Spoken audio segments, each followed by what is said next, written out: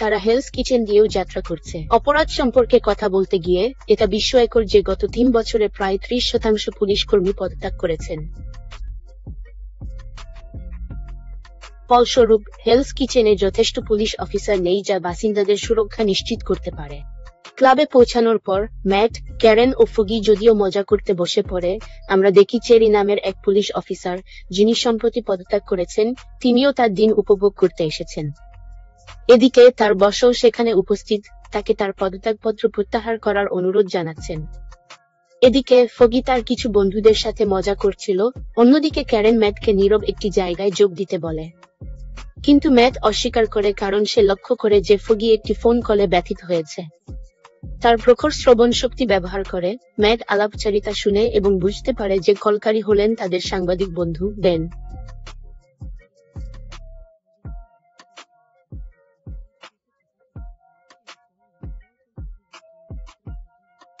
Ben আতঙ্কিত কারণ red hope ঘটনাবলীর পর থেকে তাকে হুমকি দেওয়া হচ্ছে এবং এখন কেউ তাকে হত্যা করার চেষ্টা করছে।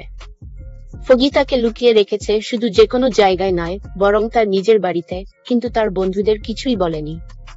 হঠাৎ আমরা বেনের আওয়াজ স্পিকারের মাধ্যমে শুনতে পাই, যা মরিয়া এবং আক্রমণের মধ্যে বেজে ওঠে, যা ম্যাটকে দ্রুত তাকে বাঁচাতে প্রস্তুত হতে উদ্বুদ্ধ করে। ম্যাট দ্রুত প্রতিক্রিয়া জানায় তার অস্ত্র নিয়ে। দৌড়ে যাওয়ার সময় সে ফোন কল থেকে বুঝতে পারে যে আসল টার্গেট বেনের বোন নয়, বরং আক্রমণকারীরা বেনের মাধ্যমে ফগির অবস্থান জানতে চেয়েছিল।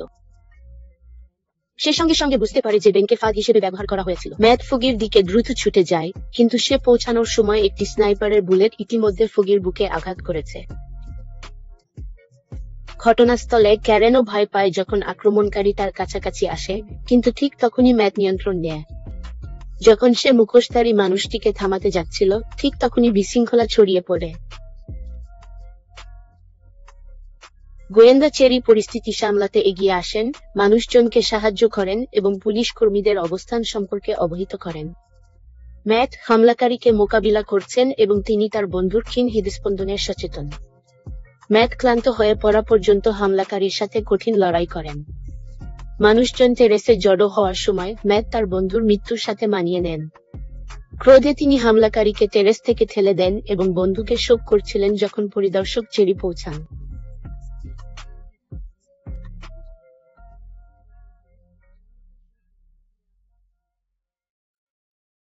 ম্যাটকে দেখে চেরি উপলব্ধি করেন যে তিনি ডেয়ারডেভিল এবং যে ব্যক্তিকে উচ্চতা থেকে নিক্ষেপ করেছিলেন। তবে সেই মানুষটি বেঁচে যায়। 1 বছর পরে দৃশ্যটি পরিবর্তিত হয়, ম্যাটকে তার বাড়িতে দেখানো হচ্ছে। তিনি অফিসে যাওয়ার প্রস্তুতি নিচ্ছেন এবং টিভি নিউজ থেকে আমরা বুঝতে শুরু করি যে মেয়র নির্বাচনে অনেক প্রার্থী নিবন্ধিত হয়েছেন, যাদের মধ্যে উইলসন ফিস্কো রয়েছেন, যিনি একাধিকবার ব্যর্থ চেষ্টার পর আবার প্রার্থী হয়েছেন। অপরাধ জগতে কিংপিন নামে পরিচিত, তিনি তার কুখ্যাতির জন্য যেমন পরিচিত, তেমনি তার অধ্যবসায়ের জন্য। বর্তমানে উইলসনের শারীরিক অবস্থা অস্থির কারণ তিনি কিছুদিন ধরে শয্যাশায়ী। তার স্ত্রীর সমর্থন তাকে শক্তি দিয়েছে। তার অনুপস্থিতিতে তার স্ত্রী সকল কার্যদক্ষতার সাথে সামাল দিয়েছেন এবং উইলসন যখন হঠাৎ এসে উপস্থিত হন, তখন তিনি মিটিং পরিচালনা করছিলেন। উইলসনের উপস্থিতিতে ঘরটি নিস্তব্ধ হয়ে যায়।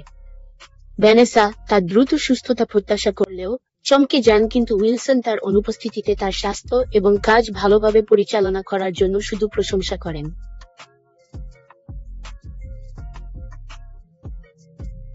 তবে উইলসন মেয়র হওয়ার তার দীর্ঘস্থায়ী লক্ষ্য পূরণের জন্য দৃঢ় সংকল্পবদ্ধ। নানা উৎস থেকে শিখেছেন যে তিনি প্রায় 50,000 ভোট নিরাপদ করেছেন। এই ঘটনাবলীর মাধ্যমে কিংপিনের নির্বাচনে জয়ী হওয়ার সম্ভাবনা বেড়ে গেছে। মেয়র নির্বাচিত হলে তিনি নির্দিষ্ট অবৈধ কর্মকাণ্ডগুলি আইনগত করার পরিকল্পনা করেছেন যা তাদের সুরক্ষা দেবে, যার মাধ্যমে তার কৌশলগত চিন্তাভাবনা প্রদর্শিত হয়। এরপর আমরা ম্যাটের কাহিনীতে ফিরে আসি, যিনি তার বন্ধু ফগি জড়িত একটি মামলার চূড়ান্ত শুনানিতে উপস্থিত আছেন, যেখানে ফগি ও অন্যান্যদের হত্যা করা অপরাধীকে জীবনব্যাপী কারাদণ্ড দেওয়া হয়েছে। এই শুনানিতে আমরা ক্যারেনকেও দেখতে পাই, যিনি ফগির মৃত্যুর পর থেকে 1 বছর ধরে ম্যাটকে দেখেননি এবং এখন তারা 1 বছর পর আদালত কক্ষে আবার দেখা করেন। সেখানে ম্যাট ক্যারেনের সাথে সংক্ষিপ্ত কথা বলে এবং তাদের সম্পর্ক চালিয়ে যাওয়ার পরামর্শ দেন, কিন্তু ক্যারেন না বলে দেন। একটি ছোট লাল টুকরা দৃশ্য থেকে চলে যায়, জেন তার ফোগের মৃত্যুর জন্য কিছু দায়িত্ব আছে। যাকে গ্রেপ্তার করা হয়েছে সে আসল অপরাধী নয়, আসল সত্যটা আলাদা, এবং আমি বুঝতে পেরেছি যে আমি মূলত ডেয়ারডেভিলের একটা অংশ। তিনি তার চাকরি ছেড়ে দিয়েছেন, এবং যদিও তিনি তার বন্ধুর মৃত্যুতে শোকাহত, তবুও তিনি কখনো ডেয়ারডেভিল হওয়ার কথা ভাবেননি। এদিকে আমরা উইলসনকে দেখি, যিনি একটি সংবাদ চ্যানেল কিনে নিজের প্রচারণা অবিরাম প্রচার করে যাচ্ছেন, যা তার মানুষের মধ্যে সমর্থন এবং আস্থা বাড়িয়ে তুলছে।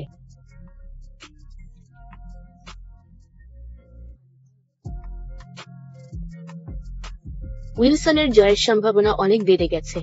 আমি অফিসে আমার ল্যাপটপে কাজ করি, তখন ক্রিস্টিনা তার বন্ধুর সাথে দেখা করতে যায়। সে তার বন্ধুকে বলে যে সে কাউকে একটি নির্দিষ্ট স্থানে দেখা করার কথা ছিল, কিন্তু একটি জরুরি কাজের ইস্যু সামলাতে হয়েছিল। তাই সে তার বন্ধুকে পাঠায়। তারা যখন কফি শপে পৌঁছায়, তখন তারা বুঝতে পারে যে কেন সেখানে মিটিং ঠিক করা হয়েছিল। গতকাল কেরেন তাদেরকে কাজের জন্য নয়, একে অপরকে ভালোভাবে চিনতে দেখা করার ব্যবস্থা করেছিলেন, কারণ একজন পার্টনার হতে চাইতেন না, কিন্তু বহু বছর ধরে একা ছিলেন। কেরেনের আশা ছিল তাদের বন্ধু হওয়ার সহায়তা করা, যেহেতু তাদের একজন হচ্ছেন মনোরোগ চিকিৎসক যিনি থেরাপির মাধ্যমে অন্যদের সহায়তা করেন। এরপর কি হলো? তাদের কথোপকথন ছোট গল্প থেকে তীব্রতর হয়ে ওঠে, এবং অফিসে আমি আমার গল্প বলি। হেল খুবই বুদ্ধিদীপ্ত এবং গভীরভাবে স্নেহশীল। এরপর কি ঘটে? অন্য রাতে নির্বাচনের ফলাফল এসেছিল, যা আমাদের সবচেয়ে খারাপ ভয়কে নিশ্চিত করে। সত্যিই উইলসন মেয়র নির্বাচনে জিতেছেন। উপহারটি আসলে তার স্ত্রীর থেকে এসেছিল। উৎসবের সময় উইলসন তার স্ত্রীকে জানান যে তিনি জানেন তার ম্যাডাম নামের একজন মহিলার সাথে পরকীয়া সম্পর্কের ব্যাপারে।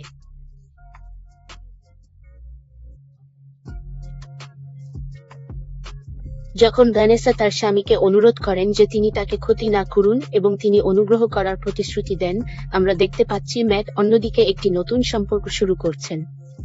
এদিকে উইলসন মেয়র হিসাবে শপথ নিচ্ছেন এবং নিউ ইয়র্কের মানুষকে ভালো দায়িত্ব পালনের প্রতিশ্রুতি দিচ্ছেন। মনে হচ্ছে নিউ ইয়র্কের সব বাসিন্দারা খুবই খুশি। কিন্তু যখন আমরা ম্যাটের বিপাকের রাতের কথা জানি না, আমরা উইলসনের মেয়র হিসেবে প্রথম কয়েকটি দিনের ঝলক দেখতে পাচ্ছি। এক লোক রেল স্টেশনের পাশ দিয়ে যাচ্ছিলেন, হঠাৎ তিনি দেখতে পান তিনজন আরেকজনকে প্রচণ্ডভাবে মারধর করছে। দ্বিতীয়বার ভাবনা না করে তিনি আক্রমণকারীদের থামানোর জন্য এগিয়ে যান। তার হস্তক্ষেপের সময় ভুলবশত একজন ট্রেনের সামনে পড়ে যান। পরে ওই ব্যক্তি বুঝতে পারেন যে তিনি যাদের সাথে লড়াই করেছিলেন তারা পুলিশ অফিসার ছিলেন, যার ফলে একজন পুলিশ অফিসারের মৃত্যু হয়। বাকি অফিসাররা তাকে গ্রেপ্তার করে এবং থানায় কঠোর আচরণ করে, কারণ তিনি অফিসারের মৃত্যুর দায় স্বীকার করেননি, দাবি করেন যে তিনি কাউকে সাহায্য করতে চেয়েছিলেন এবং মৃত্যুটি একটি দুর্ঘটনা ছিল। এইসব কথা আমি থানায় শুনে ওই ব্যক্তির সাথে কথা বলার সিদ্ধান্ত নিই যাতে সত্যটা জানা যায়, বুঝতে পারি তিনি নির্দোষ। তাই আমি তার পক্ষে আইনি লড়াই করার সিদ্ধান্ত নিই। যদিও চিন্তা ছিল, অফিসার ক্রিশ্চিয়ান কেস নিতে অস্বীকার করে, পুলিশের দাবির ভয়ে যে কোনো ভিকটিম ছিল না। তবে হেক্টর দাবি করেন যে তিনি ভিকটিমকে বাঁচাতে চেয়েছিলেন। তিনি সত্য উন্মোচনের জন্য আইনি পদক্ষেপ নেন এবং আমি তার প্রতিনিধিত্ব করার প্রতিজ্ঞা করি। পরের দিন আদালতে পুলিশের পুরো উপস্থিতির মধ্যে হেক্টরের স্ত্রীর সমর্থন ছাড়াই আমরা তার পক্ষ নিয়ে লড়াই শুরু করি।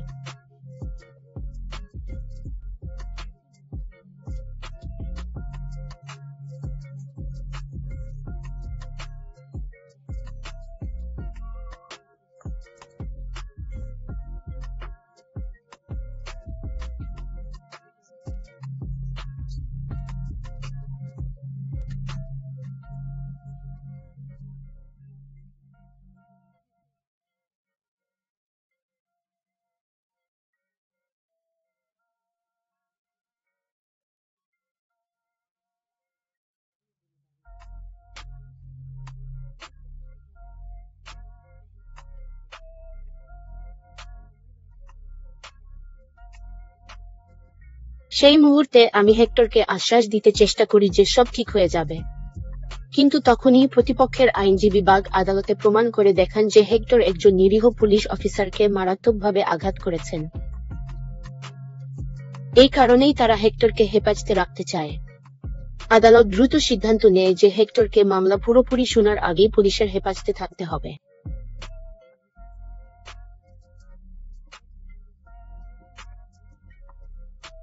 ডিফেন্স জোরালোভাবে যুক্তি দেখায় যে হেক্টর 15 বছর মিলিটারিতে সার্ভ করেছেন, কিন্তু এটি আদালতের সিদ্ধান্তে কোনো প্রভাব ফেলেনি। মনে হচ্ছিল যে হেক্টরের কাজগুলি একটি গুরুতর অপরাধের পরপরই অনুসরণ করেছে। তারপর আমরা দেখি ড্যাডি ও কৃষ্ণা সরাসরি হেক্টরের স্ত্রীকে দেখতে যাচ্ছে।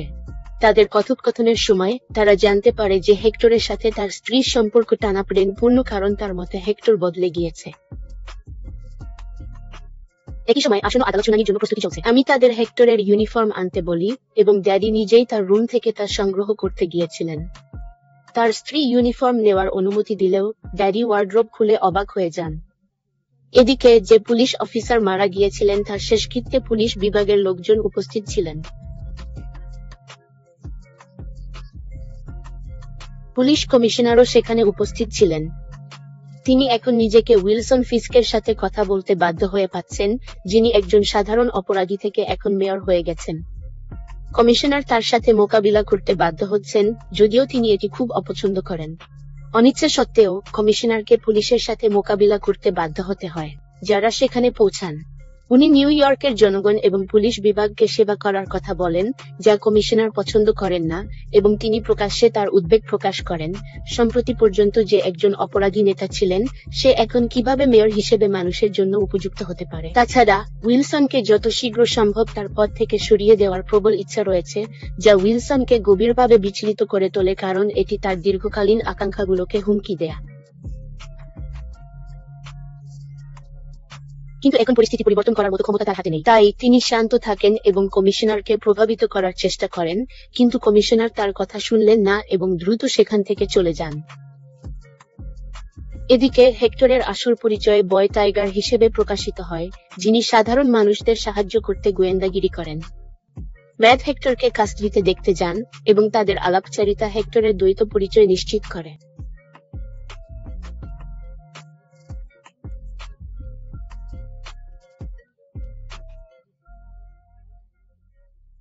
হেক্টর চলে যাওয়ার সময় ম্যাটকে বলেন যে তাকে নজরদারি করা হচ্ছে। আমি তাকে নিশ্চিত করি যে পুলিশ অবশ্যই সত্য উদ্ঘাটন করবে। হেক্টর দাবি করেন যে দুর্ঘটনার দিন তিনি হোয়াইট টাইগার ইউনিফর্ম বা কোনো মুখোশ পরেননি। এই কারণে তিনি মনে করেন যে আমাকে এই বিস্তারিতগুলি জানানোর প্রয়োজন নেই। তিনি শুধু নিজের জন্য নয়, বরং সাধারণ মানুষের কল্যাণের জন্য উদ্বিগ্ন, যারা তার অনুপস্থিতিতে কষ্ট পেতে পারে। যা ডেথ লেভেলে ঘটছিল না, কিন্তু দুর্ভাগ্যবশত ডেথ লেভেল বেশ কিছুকাল ধরে নিখোঁজ রয়েছে।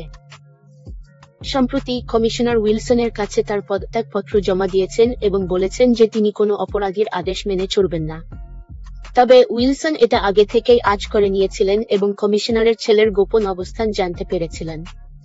এর ফলে কমিশনার তার পদত্যাগপত্র প্রত্যাহার করেন, কারণ উইলসনের বিরুদ্ধে কোনো ব্যবস্থা নেওয়া তার নিজের বিরুদ্ধেও ব্যবস্থা নেওয়ার পরিণতিতে পরিণত হতে পারে।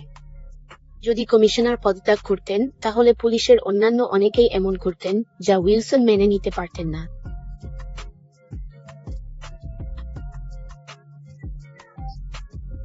যাওয়ার সময় কমিশনার উইলসনকে সতর্ক করেন যে এই কৌশলগুলো তাকে রক্ষা করবে না। এদিকে গোয়েন্দা চেরি হেক্টরের নির্দোষতা প্রমাণ করতে গিয়ে ক্লান্ত, কিন্তু কিছুই পাননি। ম্যাট হেক্টরের প্রেমে পড়েছেন এবং অনেক বিকেল তার সাথে কাটিয়েছেন।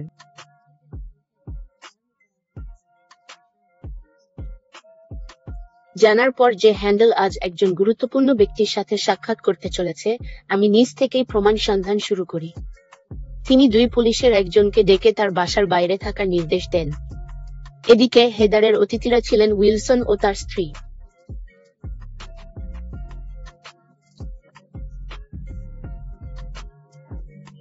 গণেশ, যিনি তাদের সম্পর্ক মেরামতের জন্য থেরাপি নিয়েছেন। এছাড়াও পুলিশ অফিসারের বাড়ির বাইরে দীর্ঘক্ষণ অপেক্ষা করা পরিচারিকা অবশেষে একটি গুরুত্বপূর্ণ প্রমাণ আবিষ্কার করে। সেই কলের মাধ্যমে তারা সেই বিশেষ পুলিশ অফিসারকে খুঁজে পেতে সক্ষম হয়েছেন, যাকে সে সাহায্য করতে চেয়েছিল। ম্যাট যখন জায়গাটি এবং পুলিশের পক্ষ থেকে তার জীবন শেষ করার গুরুতর হুমকির কথা জানতে পারে, তখন সে তা প্রতিরোধ করতে দ্রুত পদক্ষেপ নেয়। ম্যাট অবিলম্বে চেরির সাহায্যের জন্য কল করে এবং স্বয়ং ওই অ্যাপার্টমেন্টে যায়। সেখানে পৌঁছে সে ওই ব্যক্তির গোপন নাম জানতে পারে এবং তার সব বিবরণ তার সাথে শেয়ার করে।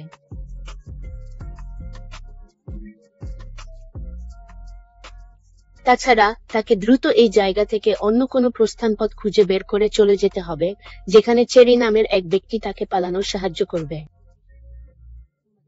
এই কারণেই তিনি দ্রুত সেই জায়গা রওনা হন এবং যখন তিনি চলে যান, মহান্ত আক্রমণকারীদের মোকাবেলা করেন, তাদেরকে জানান যে তারা যাকে খুঁজছে সে ইতিমধ্যে চলে গেছে। এর ফলে পুলিশ অফিসাররা তাদের কণ্ঠ চড়ায়। ম্যাট তাদের দয়া দেখানোর জন্য অনুরোধ করেন, কিন্তু তারা তার অনুরোধ উপেক্ষা করে। এরপর আমি তাদেরকে আমার আসল চরিত্র দেখান দারুণভাবে আচরণ করে, যার ফলে তারা প্রচণ্ডভাবে আহত হয়। এতে পরিষ্কার যে তার রাগ দুজন পুলিশ অফিসারের উপর ছিল, এবং এটি ডেয়ারডেভিলের প্রথম 2 এপিসোডের সংক্ষিপ্ত সারাংশের শেষ। এই বিষয়ে আপনারা সবাই মতামত গঠন করতে পারেন, আপনাদের চিন্তাভাবনা কমেন্ট সেকশনে শেয়ার করতে পারেন। আরো যদি ভিডিওটি আপনাদের ভালো লেগে থাকে, ভিডিওটিকে লাইক, শেয়ার করার কথা মনে রাখুন এবং চ্যানেলটি সাবস্ক্রাইব করুন। বাকিটা আমি সামনে নেব আপনাদের থেকে। মুভি থেকে সিরিজ